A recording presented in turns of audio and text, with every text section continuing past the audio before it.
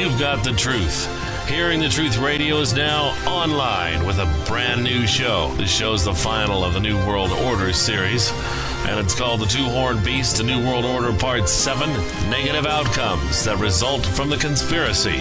In the last program, we covered the main bulk of the 7th issue in this series. We covered Pike's blueprint for 3 world wars. And for the sake of emphasis, so that everyone knows what we are talking about, let's go to Pawns in the Game, pages 14 and 15, and read this 3-part blueprint once again.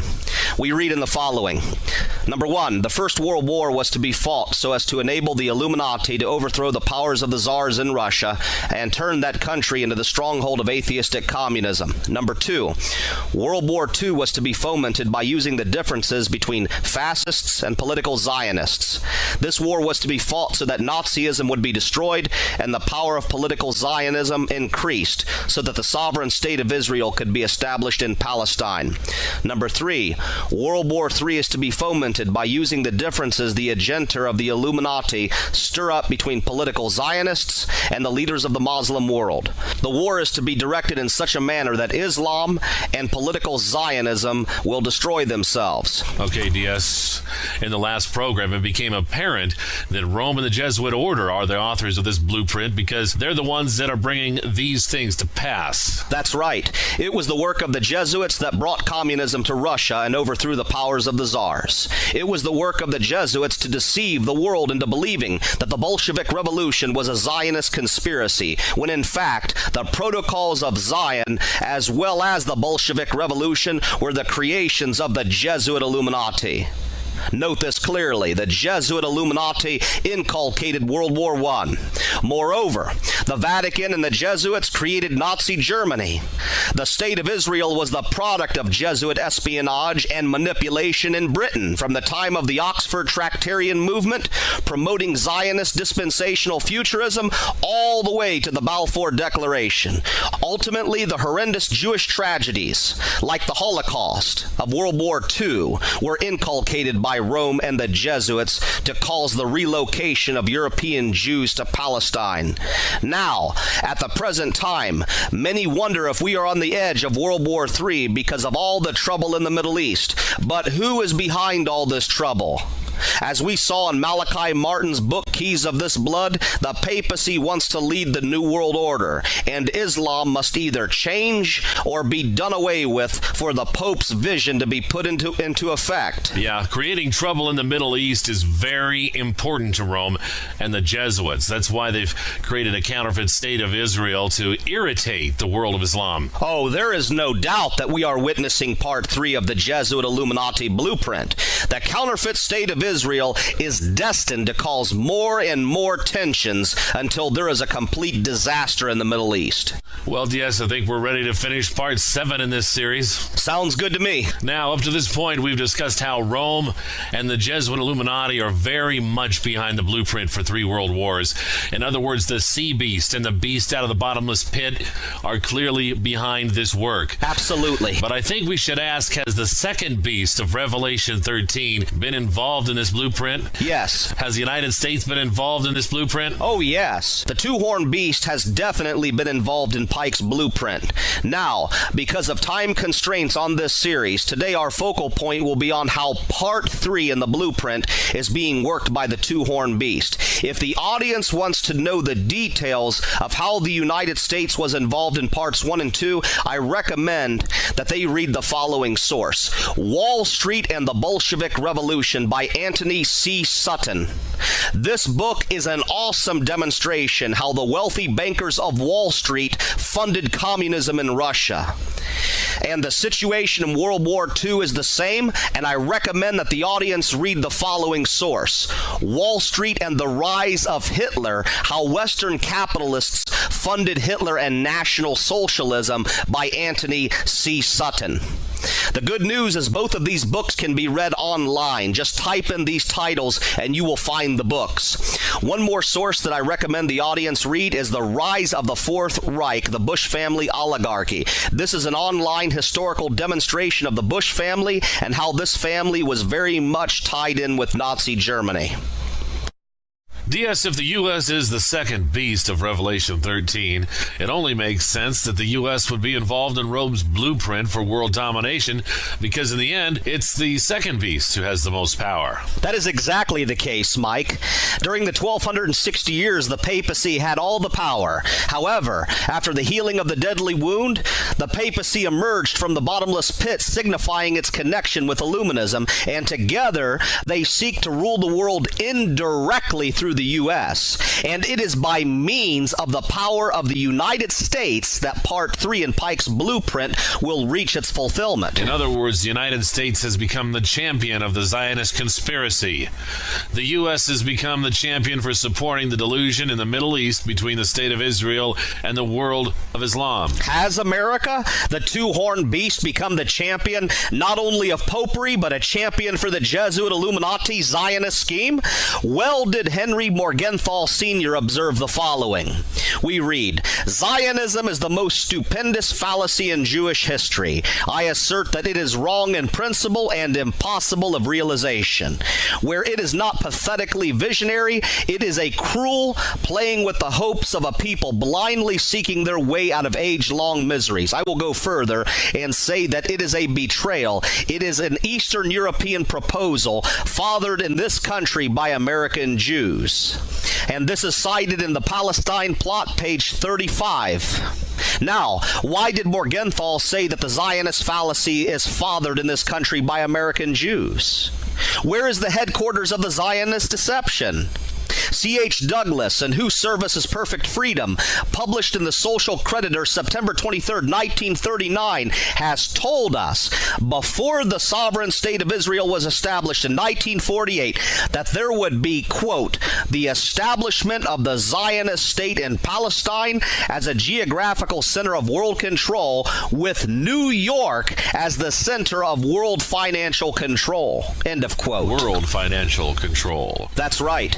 New York is the financial center of the Zionist conspiracy. In other words, the two-horned beast, or the United States, is the capital for putting into effect the beast's or the papacy's Palestine plot deception. As Jensen says, quote, "The United States government, because of its subservience to Jewish influence in American elections, was, and let me add this, was and is determined that the Zionists should have their state in Palestine," end of quote. And that comes from the Palestine plot, page 31. DS, it was the work of Britain's Balfour Declaration that set up the stage for the State of Israel, and the United States has continued to support this work. I can guarantee that the dispensational movement is a strong supporter of this situation in as much as they are behind these problems. Exactly. Religious Zionism is definitely a strong supporter of the Middle East delusion. Mike, I am absolutely sick and tired of hearing evangelicals say things like the following: "The Wailing Wall is a remnant of the Jerusalem temple and cannot be rebuilt because Islam has the Dome of the Rock on the spot where the temple must be rebuilt." I got big news. This is the deception that has been manufactured to make America come against the world of Islam, if Islam in all its might comes against the state of Israel. And it is the Protestant, Zionist, evangelical movement that is constantly supporting this deception in the religious world. Notice what Hall Lindsey says. We read in the following: "More than at any time since the Crusades, Islam is posing a serious threat to the Western world. It now poses the wealth and the weaponry to supplant the Soviet Union as the greatest challenge to the United States, Israel, and the Western Judeo-Christian-based world order." And that comes from The Everlasting Hatred, The Roots of Jihad, page 5. So, in other words, according to Lindsay, Islam is a threat to the United States, meaning the two-horned beast. Islam is a threat to Israel, meaning the Catholic, or should I say Jesuit Illuminati-created straw man. And Islam is a threat to the Judeo-Christian-based world order, or should I say that Islam is a threat to the system of the false prophet. In other words, religious voices such as Lindsay and others are constantly bombarding the politicians in Washington to subjugate the world of Islam to the control of the sea beast and the two-horned beast. to me, Hal Lindsey's propaganda about the dangers of Islam is very hypocritical and very misleading, because so much of the weaponry over there has been put there by the United States due to superficial alliances. Oh, I know. Dispensational and neo-fascist conservative propaganda about the dangers of Islam are very much hypocritical and misleading.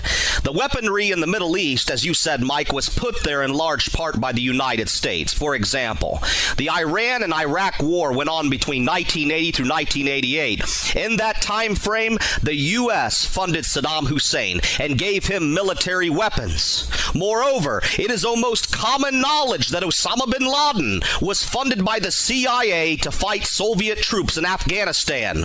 Are we to imagine that Al-Qaeda somehow escaped the payroll of the CIA?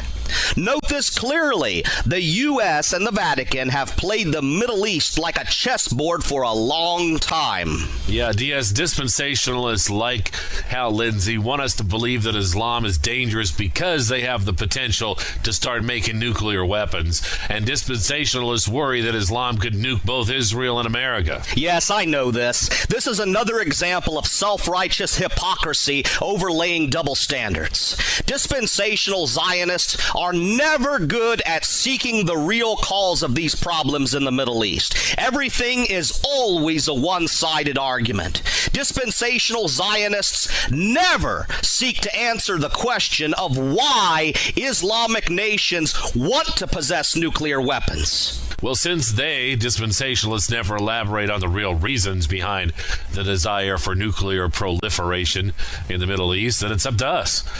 So DS, tell everyone the real reasons. Sounds good to me. Let's begin by discussing a certain individual that both pseudo-Israel and the U.S. would love to keep under the radar. There is a man named Mordecai Vanana. Now, pardon me if I'm not pronouncing his name correctly. He has another name, John Crossman.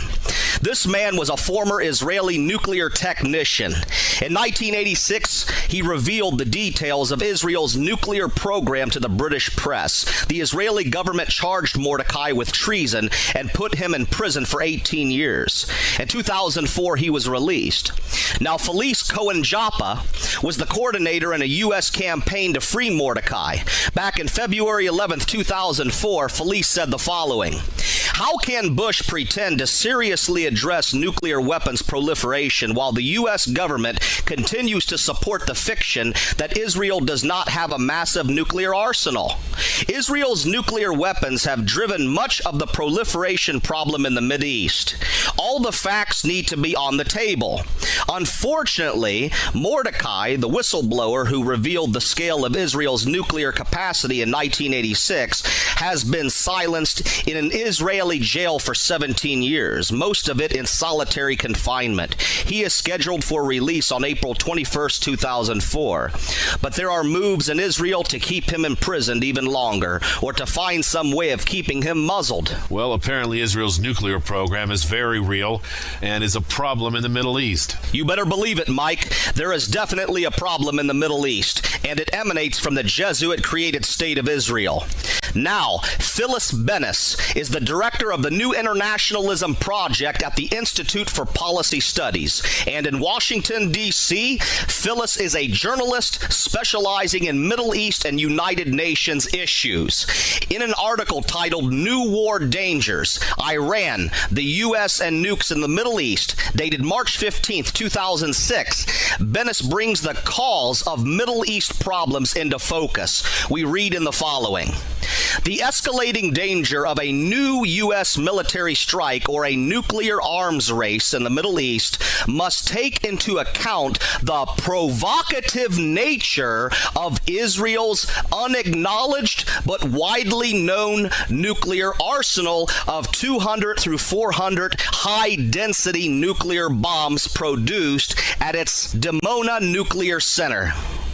The Israeli nuke was first tested in 1979 and made public by nuclear whistleblower Mordecai Vanana in 1986. Since then, Israel, with U.S. support, has maintained a nuclear policy of strategic ambiguity, neither confirming nor denying the existence of its nuclear weapons."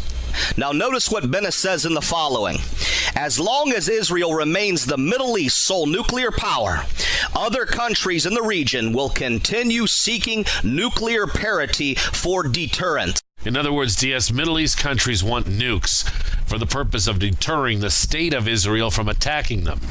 Islamic countries fear that the United States and its satellite state of Israel will do harm in the whole region.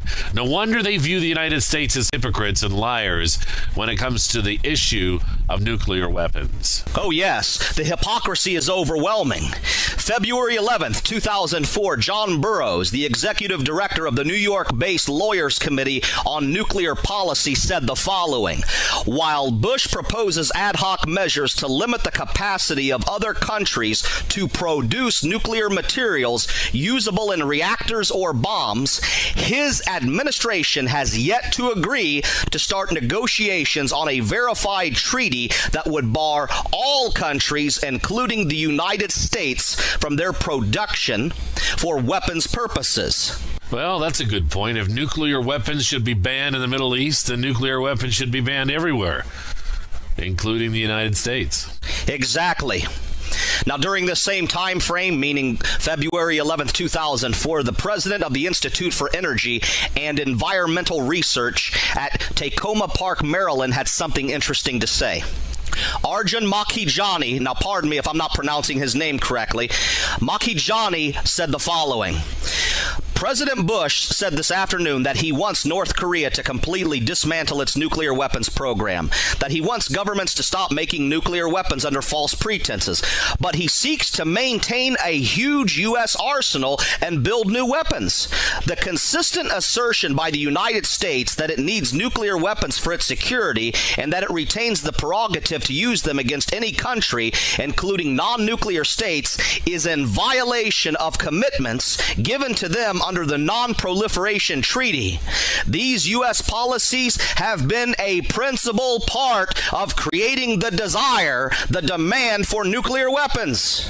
In other words, the nuclear problem in the world is being inculcated by the U.S. Problem is, the Middle East is self-evident. The United States has taken it upon themselves to decide who has the right to have nuclear weapons. The U.S. in effect says, we are allowed to have nukes. The state of Israel is allowed to have nukes. And any other country who plays ball with the New World Order agenda is allowed to have nukes. On the other hand, Korea and Islamic countries cannot have nukes because their philosophies, worldviews, and politics are antagonistic to Western intentions. But what does all this mean? What does it mean? The sea beast, meaning the papacy, and the two-horned beast, meaning the U.S., are seeking to control the world. And the state of Israel, meaning the Jesuit-created straw man, is being used to inculcate trouble in the Middle East so that Part 3 of Pike's blueprint can be fulfilled. And what religious voice is supporting the delusion? Dispensationalism.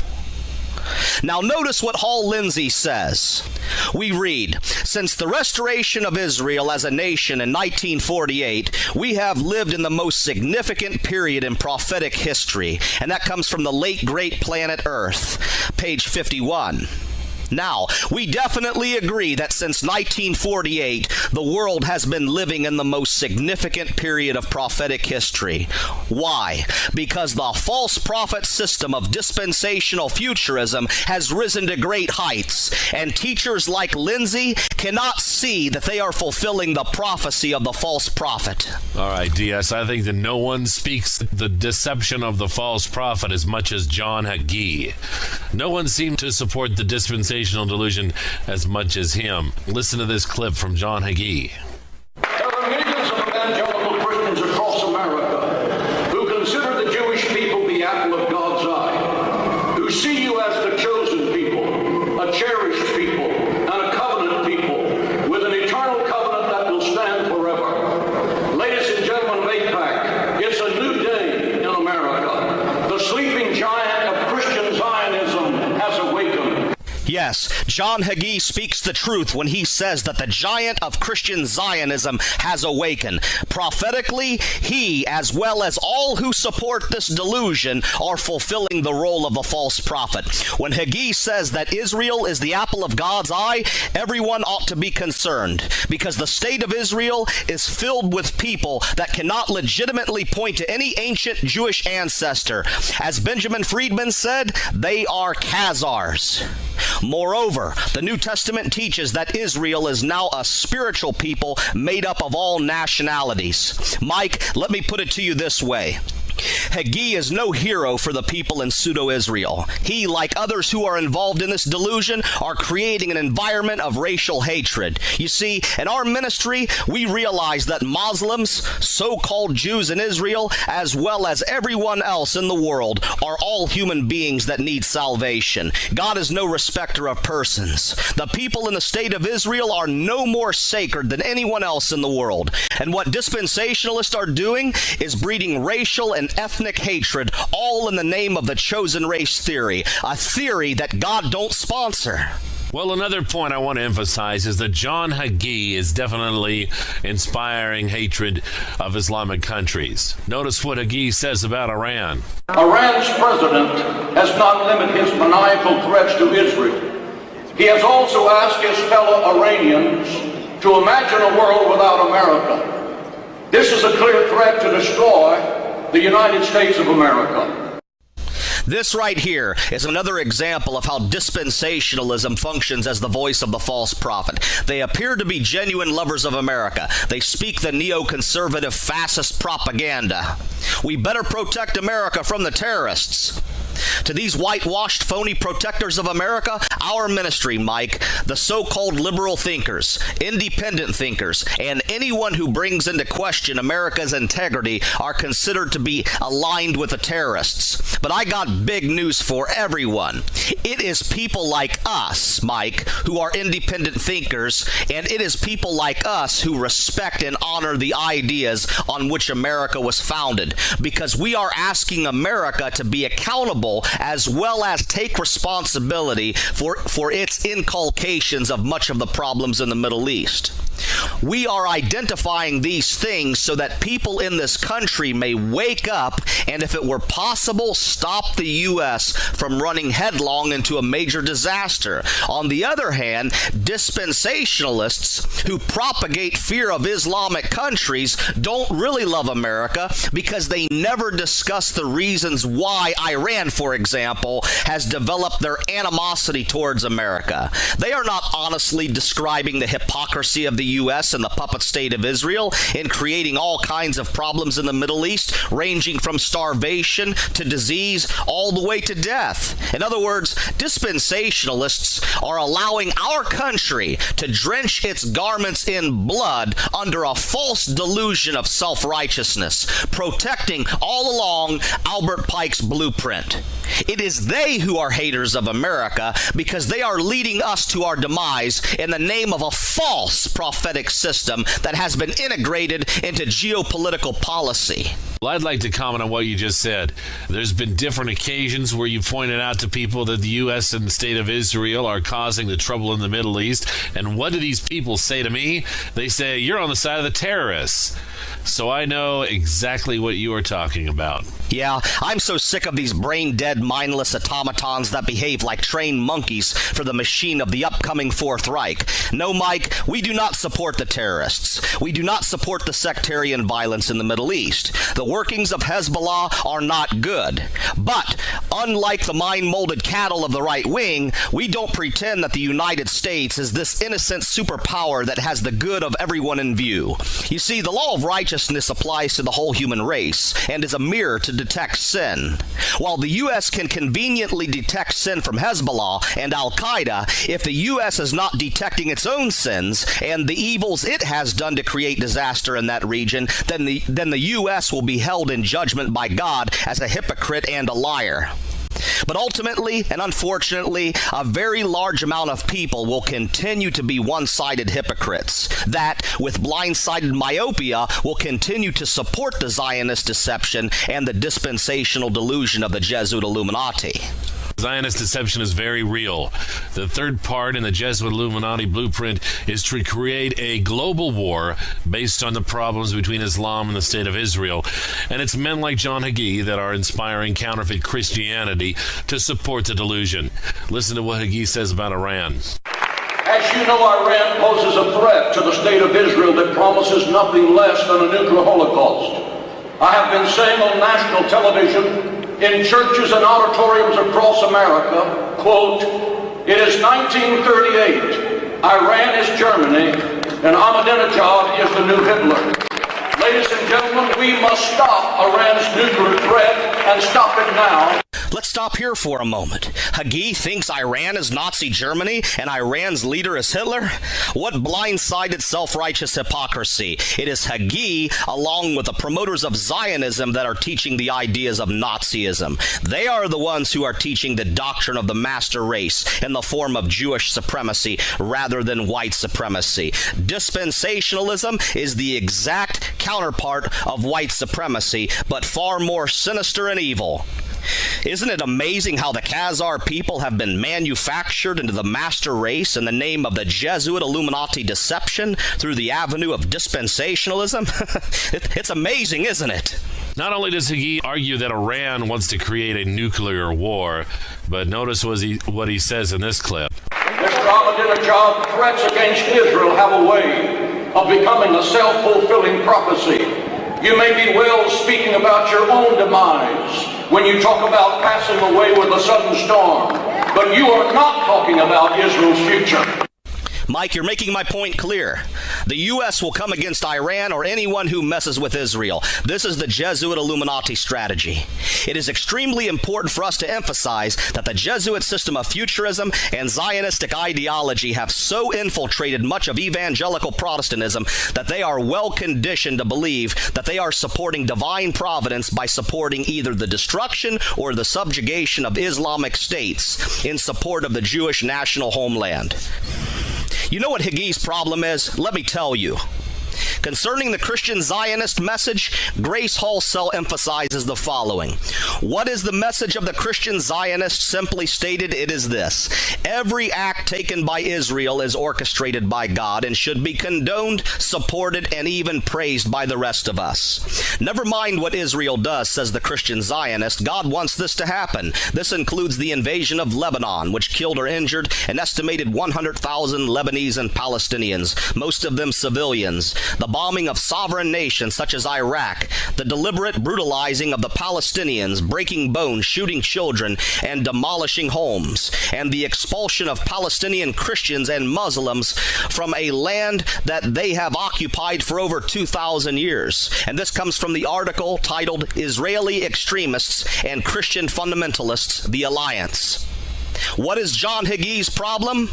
John Hagee's problem is he doesn't look at God's moral law of love, and he does not integrate that within his theological system. And he does not integrate that into his dealings with people outside of Israel. In other words, the moral law of love applies to the people in Israel, but it doesn't apply to anybody else outside of Israel, which in reality is not the Israel of God, but rather a Jesuit-created state. Well, that's amazing. Dispensationalists believe that the state of Israel has the right to commit all kinds of evils because they're the chosen ones, even though they're really not. Dispensational Zionists are so blinded by their Jesuit-constructed pseudepigraphal prophetic system that they will even depart from the basic principles of Christianity, such as love and mercy, to support the state of Israel.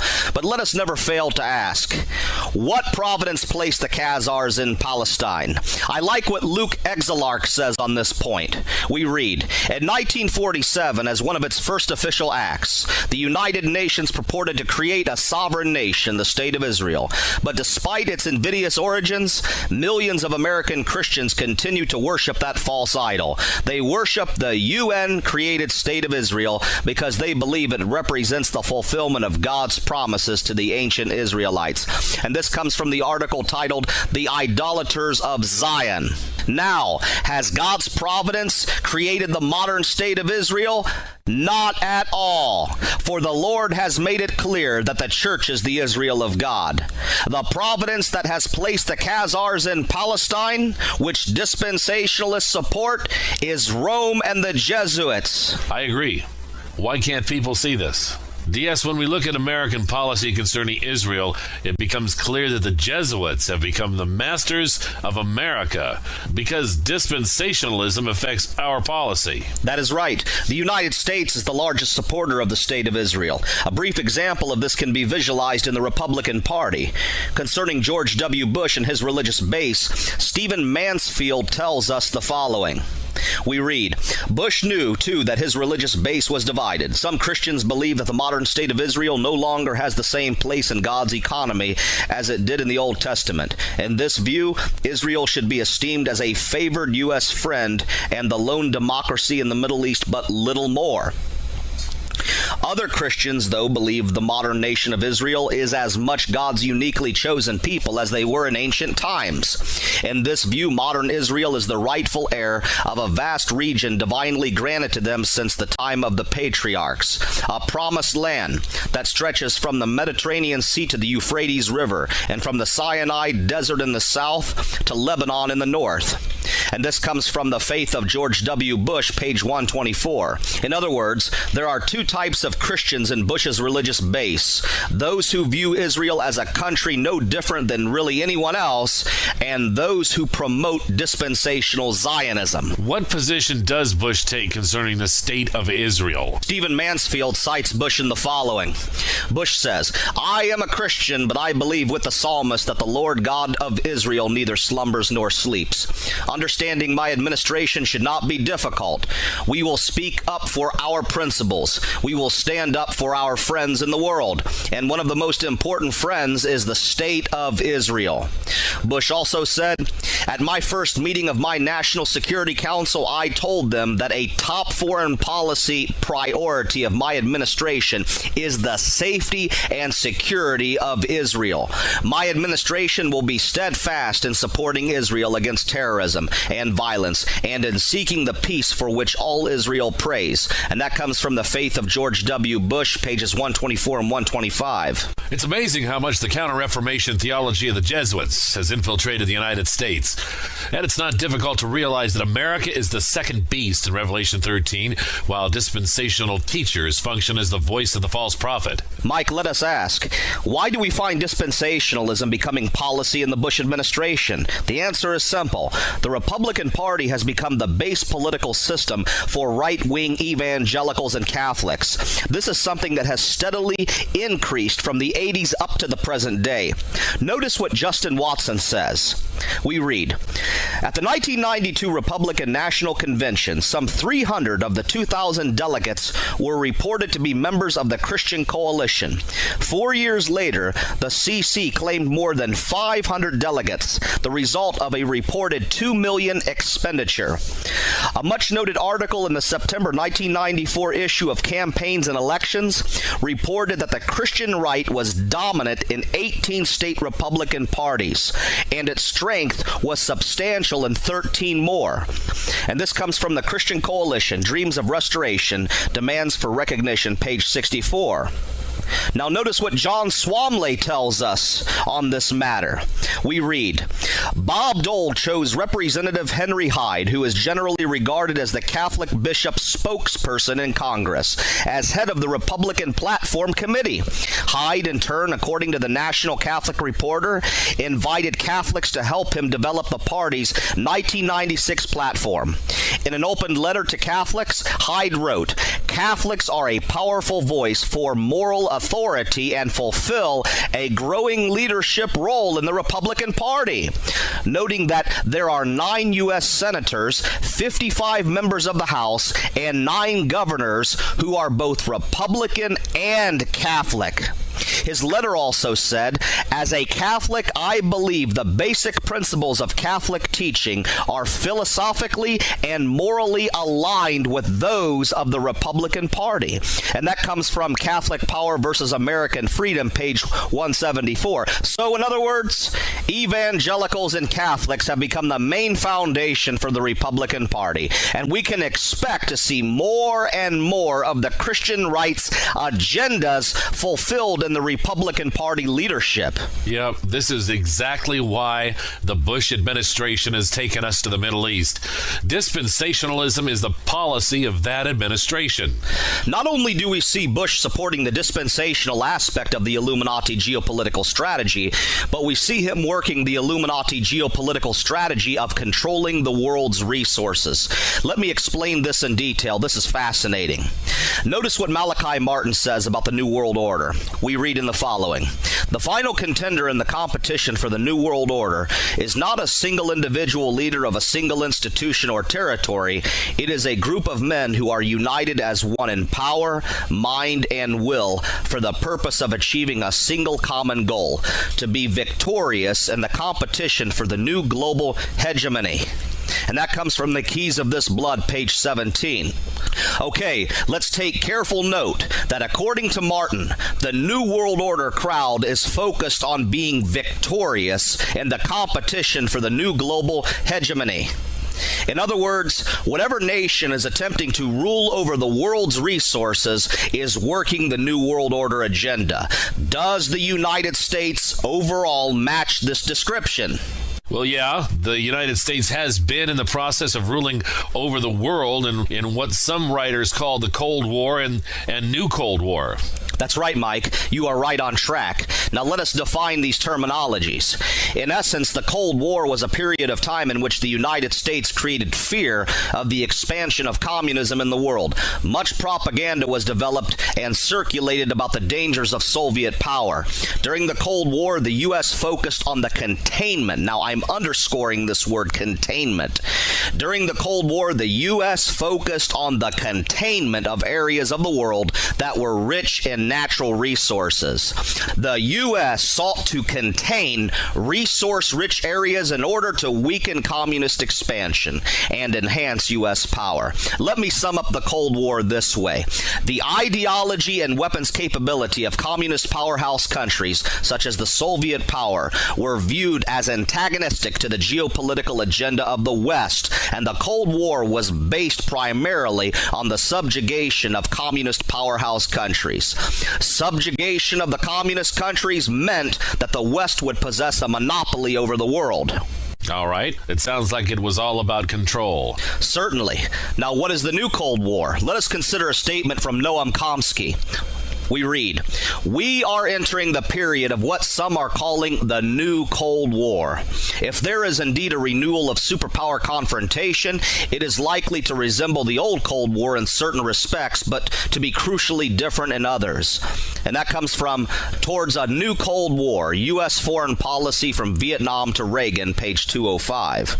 Now, we must immediately ask, what is involved in the new Cold War? Chomsky tells us, focus on Middle East oil production is still another respect in which the new Cold War is likely to resemble its earlier phase. And that comes from Towards a New Cold War, U.S. Foreign Policy from Vietnam to Reagan, page 208. Okay, the new Cold War, DS, is based on who controls the oil in the Middle East?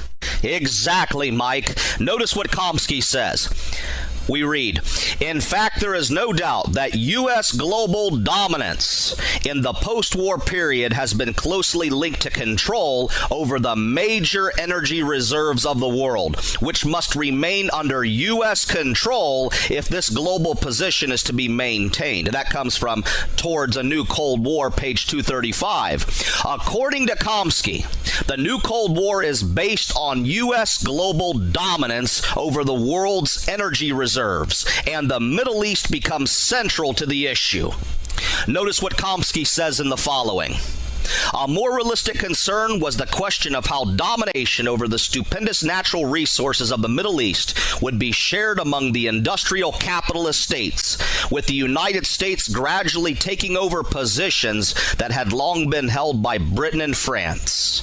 And that comes from Towards a New Cold War, page 208. The third part of Pike's blueprint is being fulfilled by means of the Zionist deception and by means of the need for oil. The United States is foremost in controlling the Middle East oil reserves. The U.S. is chief in using the state of Israel to create problems.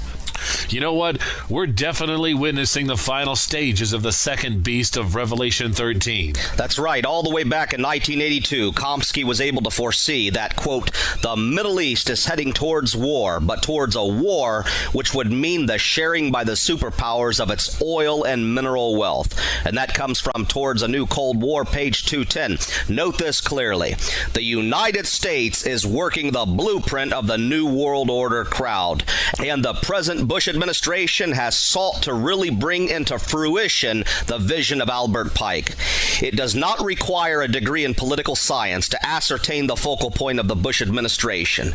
Bush Sr., who was in office before Clinton, focused on going to war with the Middle East, and his son has continued the work. This administration truly puts into practice the idea of containment in the new Cold War. Right. Well, DS, the New World Order crowd is the papacy and the Jesuit Illuminati. They've successfully infiltrated the United States. Romanism is using the second beast, the USA, to gain control of the resources in the Middle East. Yes, and this whole war on terror is new Cold War propaganda to make Islam's ideology subservient to the Western Judeo-Christian-based world order under the papal Antichrist. You see, when we gain clear insight into the whole situation of this problem, we find that many evangelicals, including President Bush, are playing right into Rome's endgame. Such is the case with supporting the State of Israel. Evangelicals are so saturated with the predilection for believing that the Khazars in Palestine are God's chosen people that they will work hand in hand with the papacy to subjugate Islam and fulfill the long-term plan of Ignatius Loyola, the founder of the Jesuit order. But what is the Khazar nation in Palestine? It is the Jesuit straw man to win the evangelicals, whom the Jesuits have already subverted with counter-prophetic interpretations. Not only is the State of Israel a straw man being used to fulfill Pike's blueprint, but the oil in the Middle East is the financial incentive for Rome and the U.S. to take control of that region. The State of Israel serves as a satellite country of the beast and the two-horned beast to ensure domination. Mike, let me demonstrate a step-by-step outline of the Jesuit Illuminati strategy for getting control of the Middle East. Number one, during the Crusades, the papacy sought to control Jerusalem and overthrow Islam. So we have a diagram here. Rome to Islam. Number two, the Jesuits developed the dispensational ideology which supports the view of Jerusalem's restoration prior to Christ's second coming. So here we have Rome to Islam, and then we have Rome to the Jesuits, Jesuits to dispensationalism, and dispensationalism to the United States. Number three, the Jesuits then developed the pseudo-state of Israel, a state that corresponds to the pseudo-dispensational theology. In essence, the state of Israel becomes a reinforcer of the Jesuits' dispensationalism.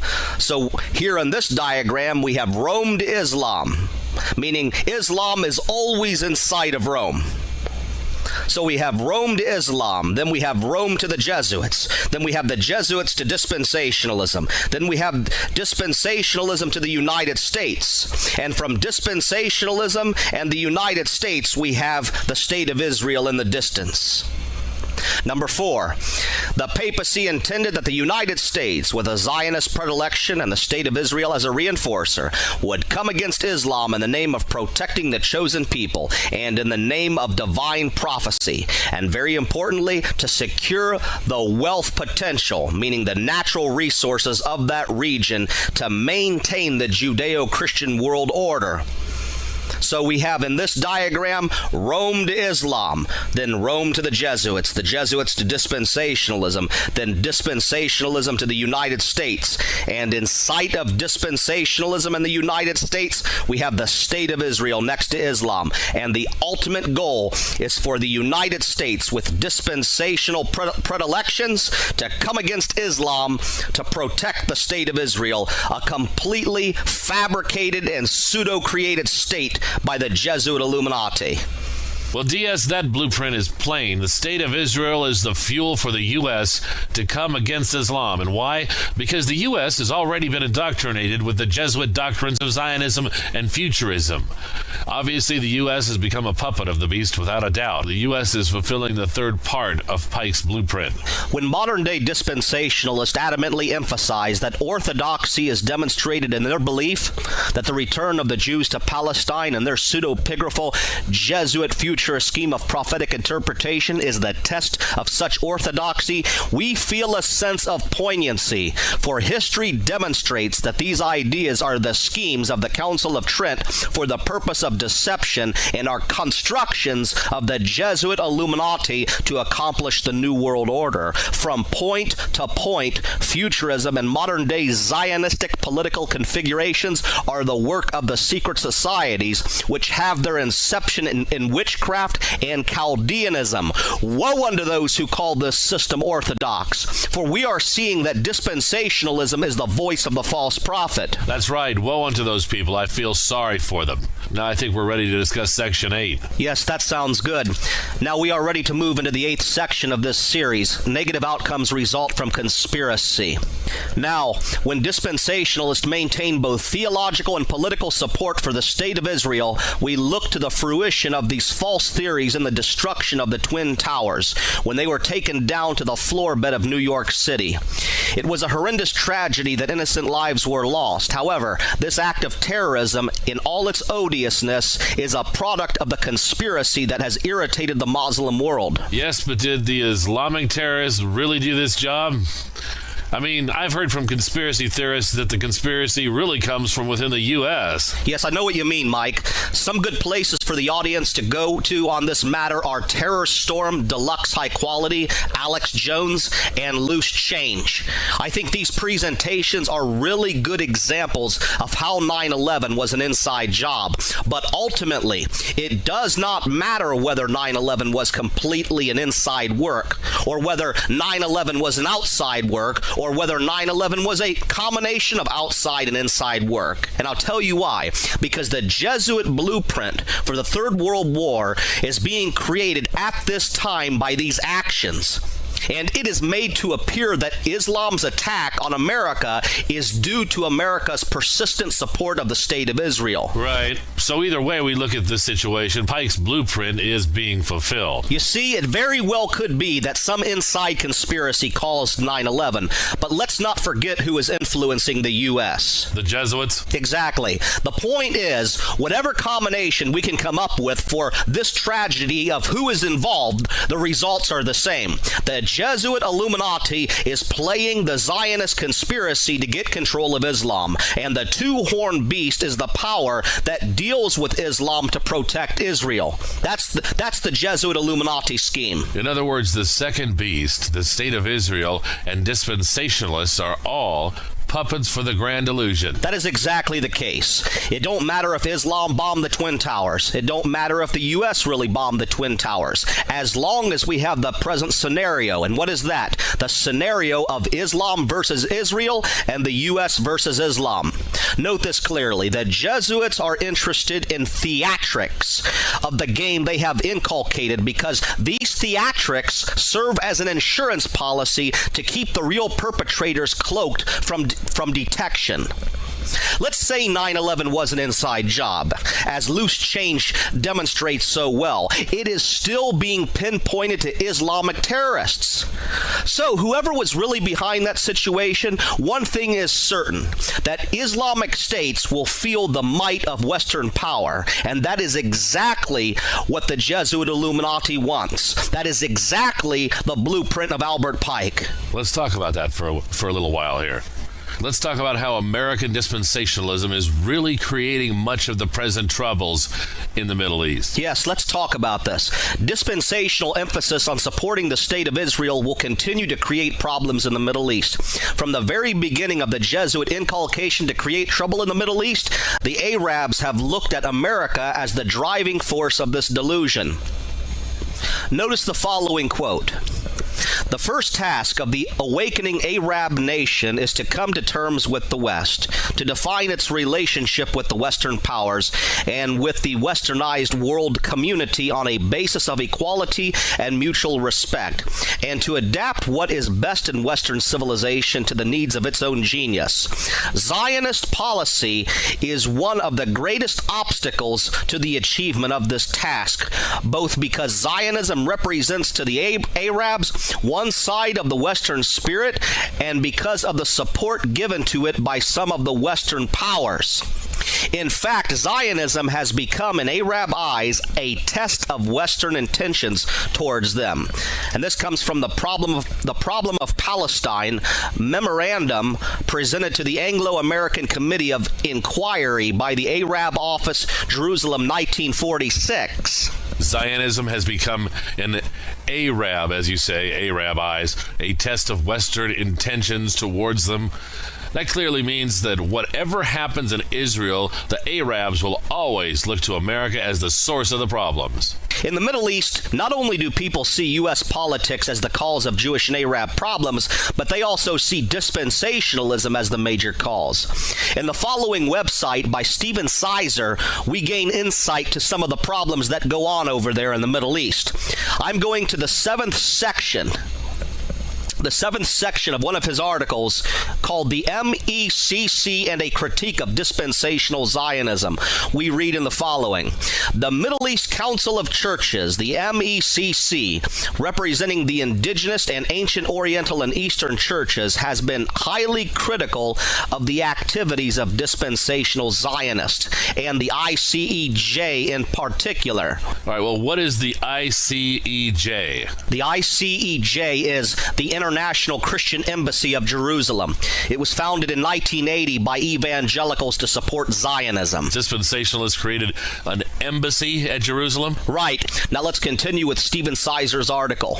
We read, they, meaning the Middle East Council of Churches, assert, for instance, that the ICEJ has aggressively imposed an aberrant expression of the Christian faith and an erroneous interpretation of the Bible, which is subservient to the political agenda of the modern state of Israel.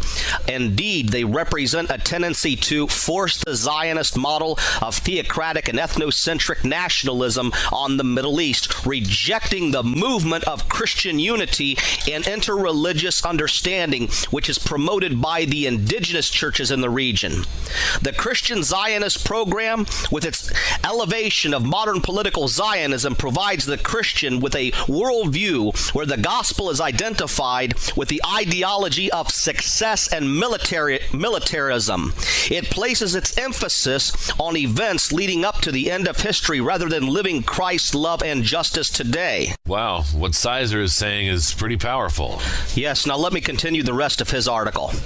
In 1988, the MECC went further, insisting that dispensational Zionism had no place in the Middle East and should be repudiated by the Universal Church because it was a dangerous distortion and significant shift away from orthodox Christocentric expressions of the Christian faith. It is therefore perhaps not surprising that among the Middle East churches, generally dispensational Zionism is regarded as a devious heresy and an unwelcome and alien intrusion into their culture, which advocates an ethnocentric and nationalist political agenda running counter to their work of reconciliation and patient witness among both Jews and Muslims.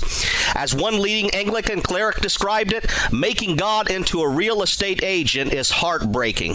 They are not preaching Jesus anymore. They are, in the words of another Palestinian clergyman, instruments of destruction. And this article is by Steven Sizer. Now, what does all this mean? According to this analysis, dispensationalism has no place in the Middle East. Dispensationalism should be repudiated. Dispensationalism is a heresy. Dispensationalism is an unwelcome and alien intrusion in that culture, and on and on. In other words, dispensationalism is an insidious usurper over people's lives that is sucking life out of the Middle East. And worse, it dictates how Muslims and Christians in that region of the world should live, making the Jesuit-created state of Israel a dictating overlord, while the United States is the ultimate king over everyone in the world. You know, DS, I don't think there's anything really wrong with that statement. According to Sizer, dispensationalists are really nothing more than instruments of destruction. Yes, Mike, dispensationalism really is nothing more than an instrument of destruction.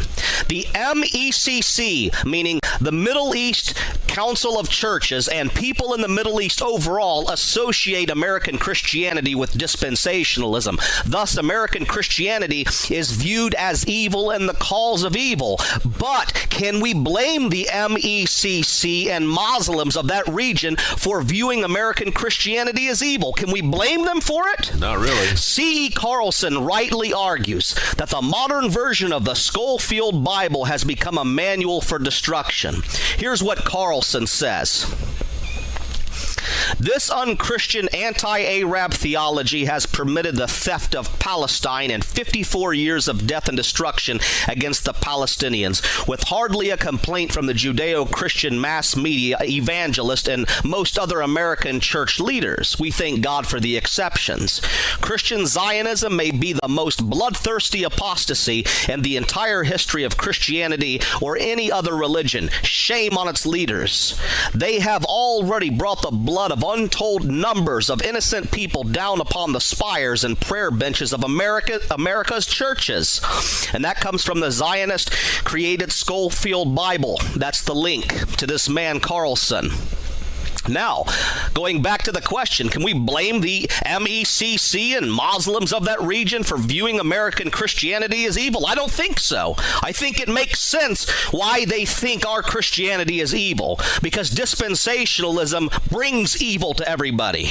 Okay, in other words, dispensationalism is a bloodthirsty, tyrannical ideology, and it's very dangerous to America. Yes. And DS, if the United States continues to allow dispensational ideas to run rampant in the White House, it's not going to be long before this country is going to enforce the mark of the beast. Yes, may God save us, as well as the rest of the world, from the false prophet in the state of Israel.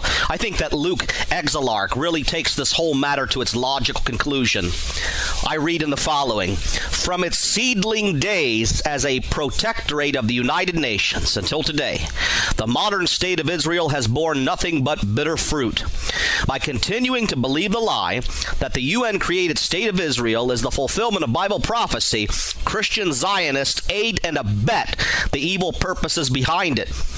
The time has come to expose the lie of false prophets, to topple the golden calf of Zionism, and to proclaim the truth. No nation is God on earth. All nations must serve God, Father, Son, and Holy Spirit.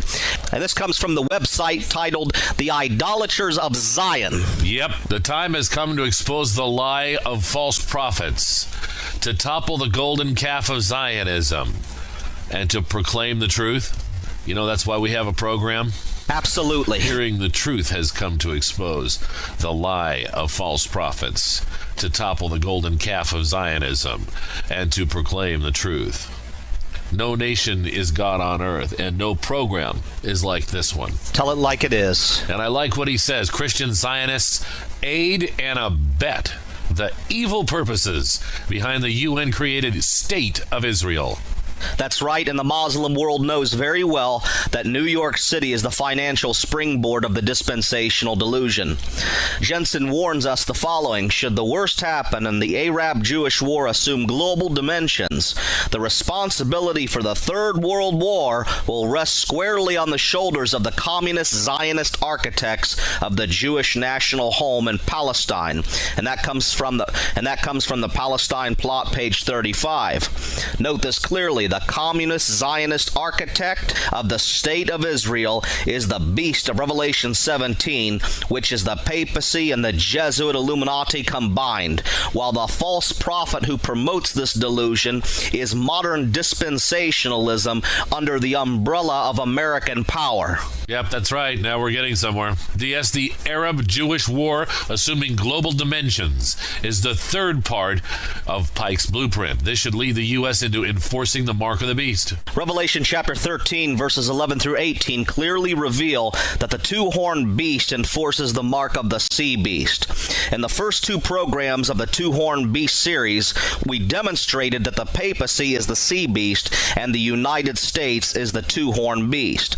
We also analyzed in a prior program that 666 has its inception in sun worship, and the day of the sun is the day of 666. Our argument, Mike, in the first two programs of the two-horned beast series was that the Christian right in America, being supported by Rome, wants to create a theocracy in which religious laws will be enforced. Sunday, the day of the great dragon of Hermeticism, 666 day, will be enforced in a new American Christian Catholic theocracy. In light of the information revealed up to this point, we must ask what must take place for the United States to enforce this Sunday mark of papal power. From this point on, we will look at possible scenarios that may bring the Sunday law into being. Ultimately, only time with the unfolding of events will prove what will take place.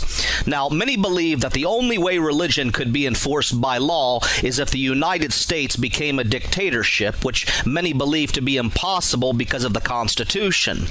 Note this clearly, that America has the potential to become a dictatorship is revealed in its executive orders. Executive orders nullify the Constitution. Des Griffin reveals that Executive Orders 11490 may perhaps be the most serious. Under the terms of EO 11490, the President of the United States can order that a national emergency exists and can then do the following. A. Take over all communications media. B. Seize all sources of power. C. Control all food resources. D. Seize all forms of transportation. E. Control all highways and seaports. F. Seize railroads, inland waterways, and storage facilities. G. Commandeer all civilians to work under federal supervision. H. Control all activities relating to health, education, and welfare. I. Register every man, woman, and child in the United States. J. Shift any segment of the population from one location to another. K. Control all devices capable of emitting electromagnetic radiation. L. Institute extraordinary measures with respect to any facility, system, or service essential to national survival. M. Take over farms, ranches, or timberland properties so as to protect, manage, and utilize them effectively. N. Demand emergency welfare services in private homes for those in need. O. Regulate the amount of your own money you can withdraw from your bank or savings and loan institution. P. Close the stock exchanges and freeze stock and bond prices. And this is a partial illustration demonstrated in Fourth Reich of the Rich, page 168. Well, yes, there's plenty of websites that demonstrate all the executive orders of the United States. If people want to see how serious these orders are, all they have to do is a little research. That's right, Mike. There are many websites that demonstrate many forms of executive orders. Now, what people don't realize is that executive orders like 11490, for example, consolidate many of the other executive orders and puts in place a new constitution that does away with the old one. The new constitution gives absolute power to the government over the people, so the people don't have rights anymore.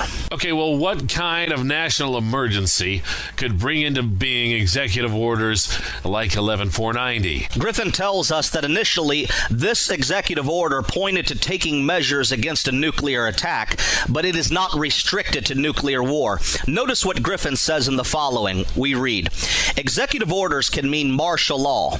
A declaration by the president indicating a national emergency exists has always stopped short of martial law, although the president has that prerogative. Undoubtedly, it would be exercised in the event of an attack on the United States. And that comes from Fourth Reich of the Rich, page 166. Well, in that case, it's apparent that the potential for a dictatorship is already present in the executive orders. There's no need to imagine that America can't become a dictatorship. Those individuals out there who dream that this country can't go into a dictatorship are sadly mistaken. That's right, and I don't think it takes much sense to realize that since 9/11, the preludes of a dictatorship have come into being through Homeland Security and the Patriot Act. It's not hard to figure out that the Patriot Act violates rights. In essence, the Patriot Act has put into motion a new federal police force with the power to violate the Bill of Rights. It is unequivocal that Homeland Security and the Patriot Act are preludes to a complete overthrow of the Constitution and the Bill of Rights. Now, in addition to these problems, the Bush administration wanted to legalize wiretap surveillance. MSNBC News Services on August 18th, 2006 told us the following from Detroit. The Justice Department launched an appeal within hours of a federal judge's ruling that for the first time struck down President Bush's warrantless wiretapping program as an unconstitutional infringement on the right to privacy and free speech. The judge on Thursday ordered an immediate halt to the program, but the government said it would request a stay during the appeals process, arguing that the secret surveillance program is crucial to stopping terrorists. Does he really expect everyone in the United States to believe that his wiretapping thing is to protect us from terrorists? I don't believe so. I think that's so we can be policed. We're a police state now. Mike, that surveillance program or any other surveillance program to come has nothing to do with the terrorists. These types of programs have everything to do with weeding out the dangers to the Catholic Protestant power structure in the United States. Jeremiah Crowley, who was a Catholic priest for over 20 years, back in 1912, warned Americans of the Jesuit usage of surveillance. First, Crowley tells us that the Jesuits are the power behind the papal throne. Crowley also says that the Jesuits are stronger in the United States than they ever were in any of the countries of Europe. Then Crowley cites the Harper's Weekly of May 21st, 1870 as follows. Now, this is some amazing stuff we're about to read. The operations of this powerful society embrace every part of the world and are carried on by means of the most intricate machinery ever contrived by man. The society is divided in 5 classes. First, the professed members. Second, the spiritual coadjutors. Third, the lay coadjutors. Fourth, approved pupils. Fifth, the novices. Now, from his residence in Rome, the general directs the movements of the society in every part of the world by means of a system in which the art of espionage is brought to perfection. Every month of every quarter, he receives reports from the heads of all subordinate departments, and every third year, the catalogs of every province with detailed reports on the capacity and conduct of every member are laid before him. Besides this, the most active correspondence is maintained with all parts of the world in order to supply the offices of the society with the information they require. In the central house at Rome are kept now note this. In the central house at Rome are kept voluminous registers in which are inscribed the names of all Jesuits, of their adherents, and of all the considerable persons, whether friends or enemies, with whom they have had any connection.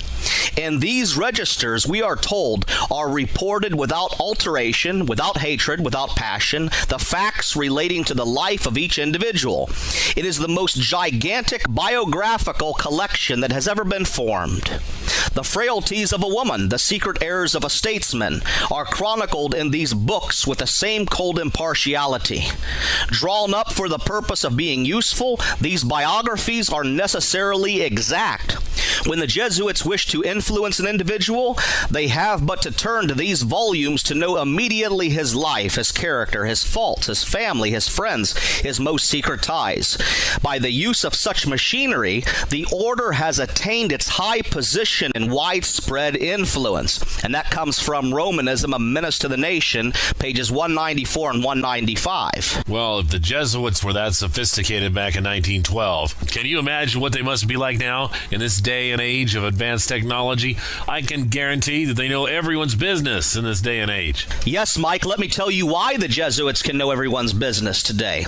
Because of the many machines they have working under them. For example, you and I both know that there are not enough Jesuits in the world to tap everyone's phone lines. But within our societies from coast to coast, we have the lodges of Freemasonry with high-ranking Freemasons who work with the Jesuits. These high-ranking Freemasons are often involved in the CIA, the FBI, and the many police departments. They are even oftentimes judges in the courts of law. So, if they want to know everyone's business, they can wiretap people's lines and report information up and up and up until the general of the Jesuits knows who such and such is. It is a very sophisticated system of espionage implemented by the Jesuits and Freemasonry. And let us make no mistake that the Jesuits have been using this system of surveillance for many years. So, how much more are they capable of doing in today's world with satellites and microchips? Are we to dream that the Jesuits no longer function as they have always functioned? The Bush administration did not want to bring into being surveillance as though this is some new endeavor. Wiretapping and high-tech surveillance has been going on for a long time. The present administration just attempted to legalize operations that have always been put to use. Oh boy, the Jesuits, Freemasonry, and their grip on the CIA, FBI, and legal system is very frightening. The people of this great nation don't realize that their freedoms are in jeopardy. Oh, I know. In light of executive orders, Homeland Security, and the Patriot Act, we must now consider some other issues. Evangelicals and Catholics are united today in reshaping the political structure of America. When we look into their real intentions, they want a theocracy. But even now, with our present Constitution, though it is illusory, the religious right cannot successfully enforce religion on people. Well, if they tried to do that type of thing, there would be much opposition. That's right. There are millions of people who would tell the Christian right to go straight to hell with their agenda, just as they already do. Well, a lot of people are asking, how could this possibly happen? How will this be put into effect? I will tell you, as 9/11 created great fear among evangelicals, as New Orleans has caused evangelicals to believe that God is punishing America, as the persistent climate and natural disasters has caused evangelicals to believe that God is punishing America, there most likely will be a catastrophe of unprecedented proportions. A catastrophe that possibly creates two problems. One, wreck the economy so that most, if not all, the populace relies on the government for food, clothing, and shelter. And two, cause an extremely hostile situation, either domestic or foreign or both. Note this clearly. The papacy wants to create a situation, both foreign and domestic, that will cause America's present political structure to collapse. Malachi Martin tells us in the following: nevertheless, the brute fact is that many Jesuits wish to see a radical change in the democratic capitalism of the West in favor of a socialism that seems inevitably to come up smelling just like totalitarian communism. And the fact is as well that there is no lack of individual and influential Jesuits who regularly speak up for the new crusade, and that comes from the Jesuits, page 16. Now, people, you can definitely see how this is possible. A major disaster would pretty much do away with the Republican and Democratic parties. Executive orders would run rampant and be put into effect, and the new form of government would be also put in place. The papacy wants to create a situation in America where the population will be stripped down to owning nothing. Why is that the case? The Abate Leon reveals the policy of the Jesuits on this matter. We read, "The higher classes are always very inaccessible to the lower ones. Let us nourish their mutual antipathy. Let us accustom the mob, which is in fact an implement of power, to look upon us as its warmest advocates, favoring its desires. Let us feed the fire of its wrath, and open to its view a golden age. And let the Pope, Rome, Catholicism, or the Church, let each of these words become for the people the expression of all its rights, the point on which its eye is fixed, the object of its devotion, the moving spring of its thoughts and intention." And that comes from the Jesuit Conspiracy, page 175. Let us take careful note of the proposition that we just read, let the Pope, Rome, Catholicism, or the Church, let each of these words become for the people the expression of all its rights. This is exactly what Rome and the Jesuit order want to accomplish in the United States. Yep, it's the purpose of Romanism, to be the source of people's rights and livelihoods. And if we look at this agenda in light of everything we've studied, then it's clear that the Catholic-Protestant structure combined wants to be the source of everyone's rights. That's right, Mike. And do you realize that Bush has been creating this very foundation for the coming Christian communist society due to a major disaster? In what way has Bush done this? The faith-based initiative is how he has done this. And what is this initiative? The faith-based initiative allows for millions of federal dollars to pour into evangelical and Catholic social programs. These programs range from rehabilitation to distributing food to the poor. In many cases, there is discrimination in these programs. For example, in many homeless shelters, if one needs help, that person has to participate in Sunday services or some form of religious cooperation. In other words, if a Sabbath keeper were homeless and sought refuge at these shelters, he would be told to participate in a day of rest and in religious theology contrary to his own belief system. If the Sabbath keeper were to decline from this cooperation, he may be declined from the services of the shelter. I personally know a man who went through this situation. This same problem holds true for other religions attempting to get help at these shelters. Incidences such as these are proof that the separation between church and state is in danger of being overridden by the faith-based initiative at the grassroots level. Well, I can see where you're going with this. At the grassroots level, the foundations are being created to force people to go to church on Sunday. 666 Day. The homeless shelters in America serve as a microcosm of the macrocosm. How is this the case? With a faith-based initiative, the evangelical and Catholic religion will gain a powerful foundation at the grassroots levels of American society, so that when a major disaster affects all of the United States, these organizations will be in a position to offer assistance with the requirement that people attend church on Sunday. Which is the wrong day. Oh, I know. Well, this is so incredibly obvious. Let me put all this in perspective. At the grassroots level, the foundations are being created to force people to go to church on Sunday through homeless shelters and relief agencies. Right. And at the upper levels, things like Homeland Security, the Patriot Act, and executive orders stand ready to control society. What's missing? A real major disaster. DS, people don't realize it, but they're being cattle ranched. Cattle ranching is absolutely right. With devices like Homeland Security, the Patriot Act, and the faith-based initiative, what must take place for Executive Orders 11490 to become effective? Let us consider this. If Executive Orders 11490 was created for a nuclear attack, doesn't that tell us that the secret power behind the United States leadership is planning to be nuked, perhaps the way it planned 9/11?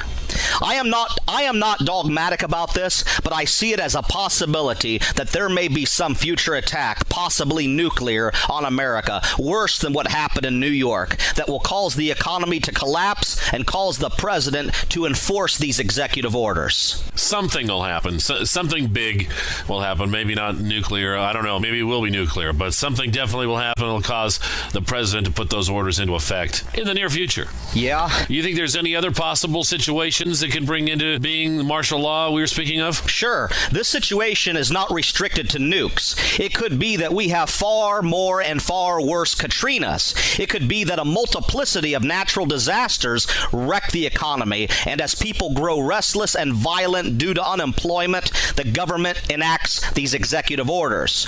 No one really knows for sure what is going to bring all this to fruition. The reason I have brought up the possibility of nukes is because it would be the second major attack since 9/11 from an alleged outside threat. This would ensure the blueprint of Pike. Well, maybe it happens that way, maybe it doesn't. But if a nuke were to somehow blow up in America, We both know that somehow the Middle East would be pinpointed as part of the problem. Even if Korea nuked America, we would talk about Iran. The third part of Pike's blueprint is definitely in front of our faces to see. Exactly. In light of the fact that the Jesuit Illuminati set the stages for 3 world wars, in light of the fact that Ignatius Loyola's ambitions were to see the overthrow of Islam, in light of the fact that Islam today is recognized as being a threat to the papal vision of the New World Order, it is not difficult to see a possibility that these conspirators have constructed things so that the two-horned beast receives a devastating blow,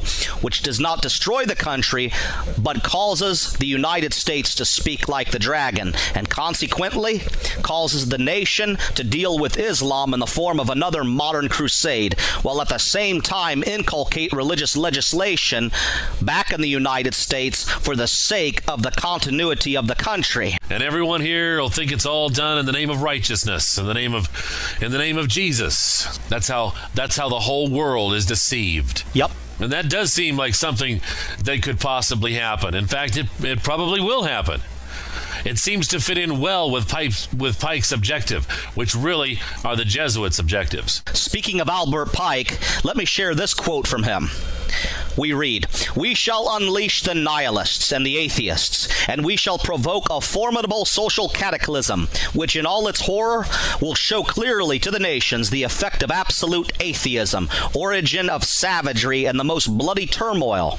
Then everywhere the citizens obliged to defend themselves against the world minority of revolutionaries will exterminate those destroyers of civilization, and the multitude disillusioned with Christianity, whose deistic spirits will be from that moment without compass, anxious for an idea, but without knowing where to render its adoration, will receive the true light through the universal manifestation of the pure doctrine of Lucifer, brought finally out in the public view, a manifestation which will result from the general reactionary movement which will follow the destruction of Christianity and atheism, both conquered and exterminated at the same time." And that is cited in Pawns in the Game, page 16. Well, DS, don't go any further until you explain the meaning of what Pike says in that quote.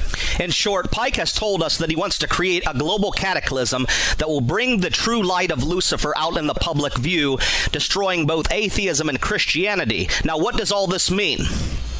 The global cataclysm is the third part of Pike's blueprint. The devil has created a scenario in the Middle East in which Khazar Jews and Muslims are the focal point of the Third World War. Revelation 13 indicates that the United States is the power that causes the world to follow the papacy. Geopolitically speaking, things have been constructed so that America will force the world to capitulate with a new world order. America has already been attempting to create a new world order. This is precisely what both the old Cold War and the new Cold War are all about, according to Noam Chomsky. But for the final stages of the work that the two-horned beast will accomplish, it is likely that in order to cause America to speak like the dragon, according to Revelation 13:12, America will experience some kind of major disaster. This will cause the United States to use all its power to control the world in a way that is unprecedented. Now, if you recall, Pike said that the doctrine of Lucifer is brought out by means of the reactionary movement. Before I explain the full meaning of this, let us first ask, what is the reactionary movement? Note this clearly. It has been the religious aspect of the United States, meaning the evangelical and Catholic right, that has been reacting to what they call, underscore that, what they call the moral decline of society. So, how is it that they will bring the pure doctrine of Lucifer out into public view? These pseudo-Christian movements will finally take over and bring sun worship into focus through Sunday observance. This will be the destruction of both atheism and Christianity as Pike planned.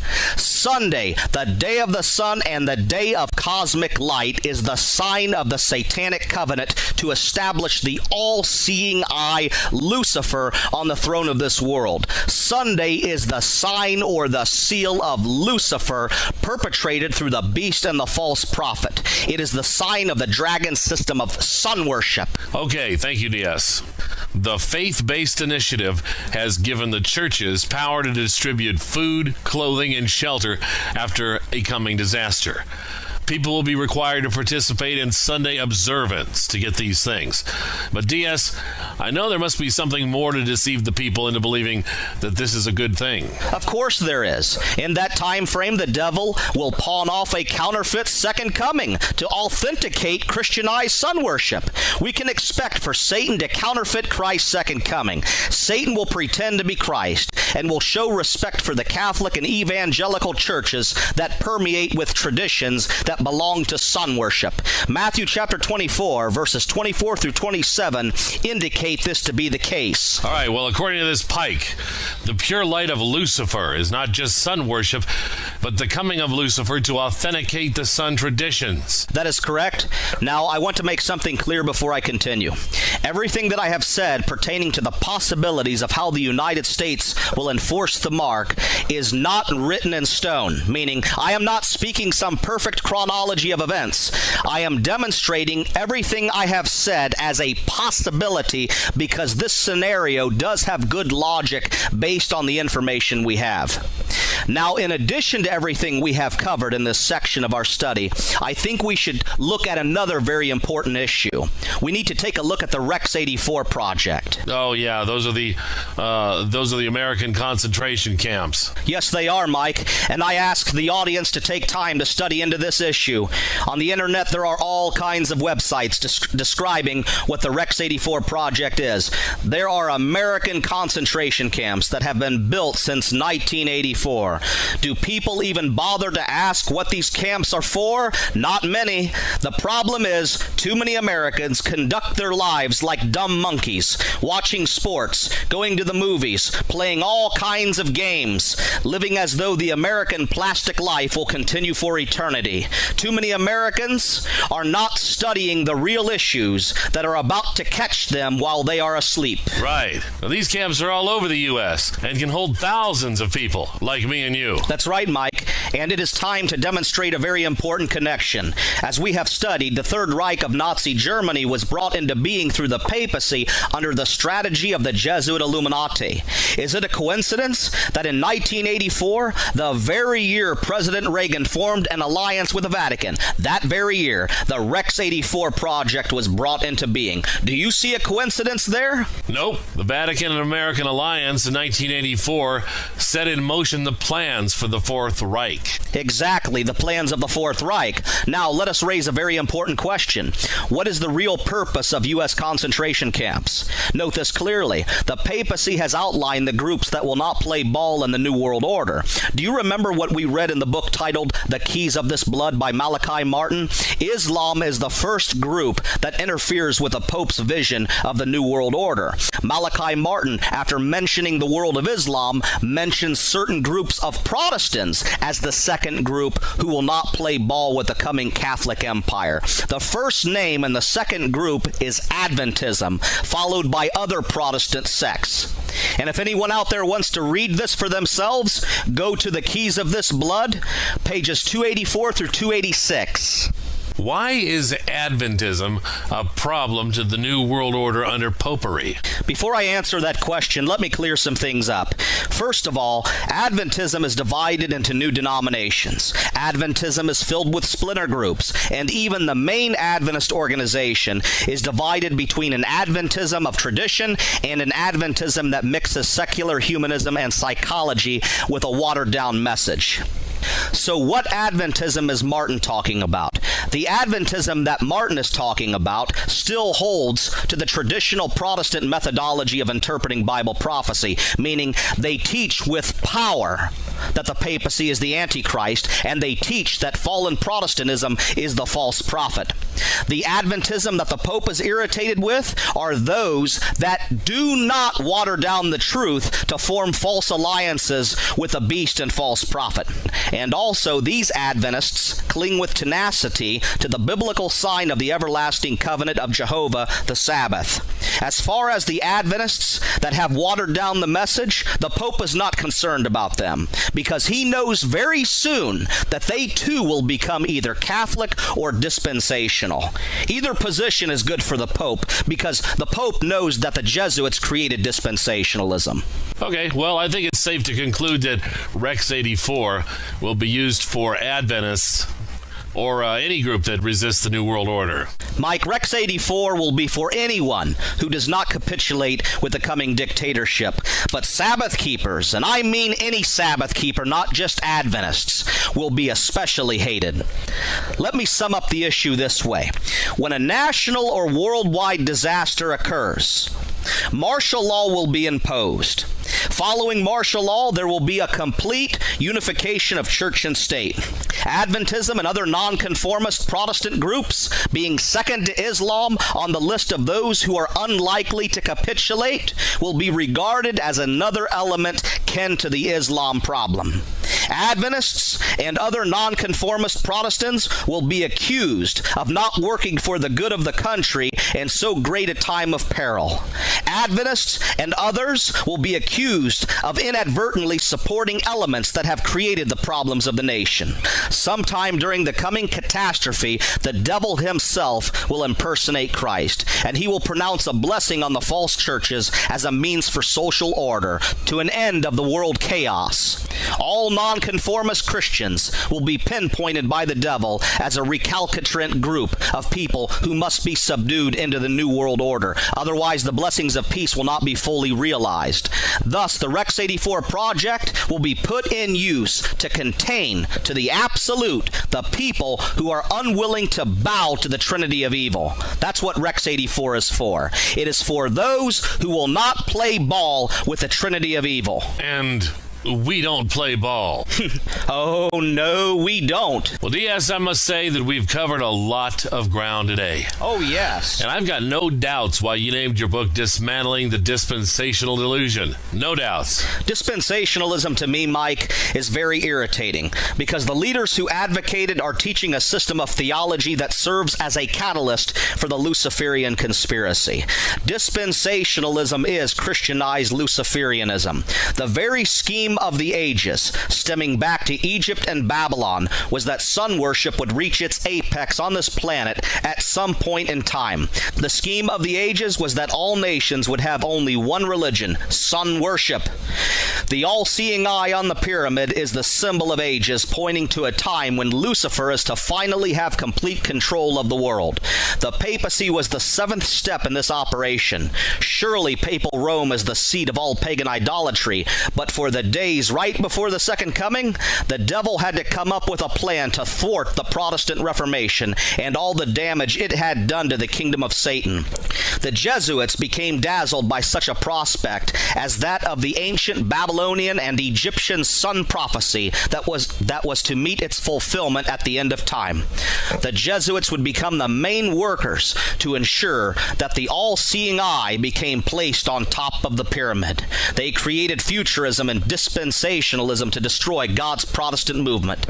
They honed the Zionist conspiracy to become an object of destruction in the Middle East. They made sure that Protestant America accepted the Counter-Reformation as truth, so that Protestant America too could work the Zionist deception. Today, we are on the brink of the finality of the issues at hand. What can I say, DS? You're right again. This is the truth that you're hearing. It was good having you here, DS. Look forward to seeing you on the next program. Very good. Just pray that many people will escape the dispensational delusion of sun worship and come to the true light, Jesus Christ. And that is our goal here at Hearing the Truth Radio, to get as many people as possible to come to the true light, the light of the Savior. How we do that is to expose the dispensational delusion, expose the lies of Satan.